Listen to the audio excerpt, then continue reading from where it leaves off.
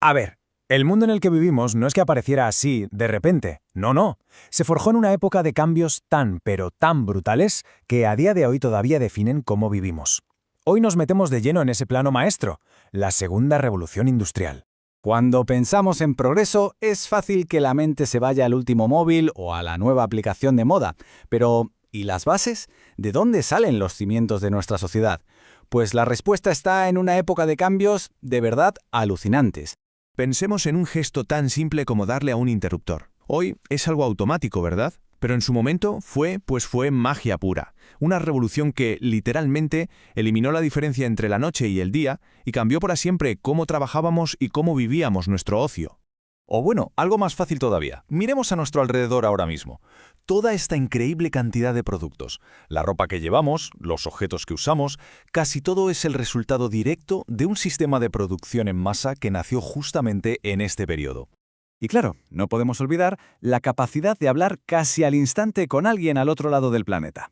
Estos tres pilares de nuestra vida moderna, electricidad, productos para todos y comunicación global, tienen sus raíces en el mismo momento histórico. Así que, venga, vamos a sumergirnos en él. Que quede claro, esta transformación global no fue por casualidad. Fue, como se suele decir, una tormenta perfecta. Una combinación de factores que dejaron el escenario listo para un cambio como nunca se había visto. Ojo, que aquí es súper importante no liarse. No estamos hablando de la primera revolución industrial, ¿eh? Aquella, la del vapor, el carbón y las fábricas textiles. Eso fue el principio. Pero esto, la segunda oleada, fue otra liga. Un cambio de paradigma total. De repente, teníamos electricidad, petróleo, materiales que cambiaban las reglas del juego y, sobre todo, una escala de producción y una complejidad que es que no se había visto nunca antes. Para que esa tormenta perfecta estallara, hacían falta 4 ingredientes clave. El primero, la ciencia teórica saltó de los laboratorios a las fábricas. El segundo, había una cantidad de dinero acumulado enorme, listo para financiar proyectos gigantescos. Tercero, la población crecía sin parar, lo que significaba más mano de obra y más gente para comprar. Y el cuarto, un mercado global cada vez más conectado, que pedía a gritos todo lo que estas nuevas industrias podían fabricar. Con la receta sobre la mesa, solo faltaban los catalizadores, las chispas que lo encendieran todo. Y estas fueron las tecnologías que definieron la época: la electricidad, el acero y una forma completamente nueva de entender la velocidad y la eficiencia. Y lo que es realmente fascinante de esto es que no fue un invento aislado, no, fue como actualizar el sistema operativo de toda la sociedad de golpe.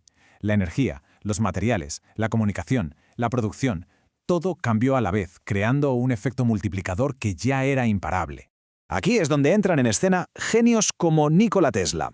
Su trabajo con la corriente alterna fue sencillamente crucial. ¿Por qué?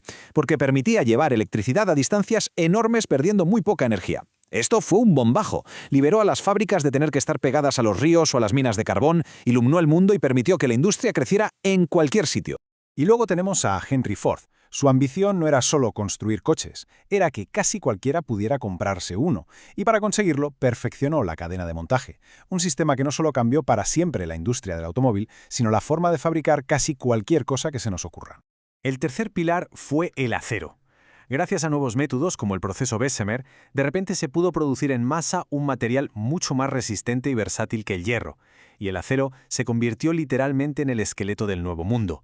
De ahí salieron los rascacielos, los puentes gigantes y los miles y miles de kilómetros de vías de tren que conectaron continentes enteros. Pero esta revolución no fue solo de cables y tornillos, fue mucho más allá. Transformó de una manera brutal y a menudo muy conflictiva la forma en la que la gente vivía, trabajaba y se relacionaba. Uno de los cambios más bestias y más visibles fue un movimiento de gente como nunca se había visto: el éxodo masivo del campo a la ciudad. Millones de personas dejaron la vida rural para ir a trabajar a las nuevas fábricas, creando ciudades enormes que crecían a un ritmo de vértigo. Ahora bien, la vida para la mayoría de estos nuevos trabajadores urbanos era durísima. Las jornadas de trabajo eran interminables, muchas veces de 12 horas o incluso más, en condiciones peligrosas y con casi ningún derecho. Esto dejaba poquísimo tiempo para la vida personal o el descanso. Claro, con todo este jaleo, el mapa social se puso patas arriba. O sea, piénsalo. Por un lado, aparece una nueva clase media de ingenieros, gerentes, gente con formación técnica. Por otro, una clase obrera industrial masiva, gigantesca.